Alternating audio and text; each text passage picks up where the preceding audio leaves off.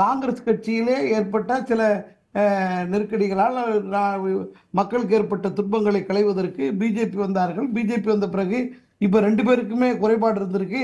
யாருக்கிட்ட விடுறதுன்னு கலை மிக அருமையாக கேட்டார். யார்கிட்ட விடுறது? இப்போ அமெரிக்காரன்ட்ட விட்டுருவோமா, இல்லை ஜப்பான்காரன்ட்ட விட்டுறதா?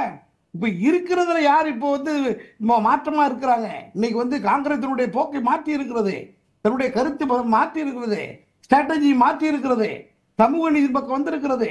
இன்றைக்கு மிக சிறப்பாக அவர்கள் தன்னுடைய கருத்தை பதிவு செய்கிறார்கள், உத்தரவாதம் கொடுக்கிறார்கள். பிஜேபி கொடுக்க தயாரா?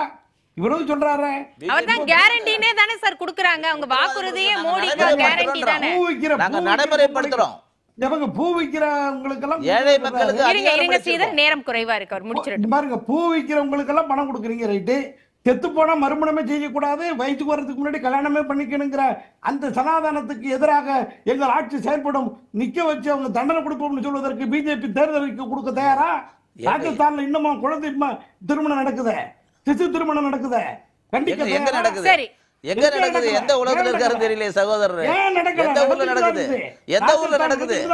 சனாதனத்துல எங்க இருக்கு? சனாதனத்துக்கு தெரியுமா உங்களுக்கு? சனாதனம்னா என்னன்னு எங்க இருக்குது? சனாதனத்துல சரி, நம்ம நேரம் குறைவா இருக்கு, நான் எடுத்துக்கிறேன்.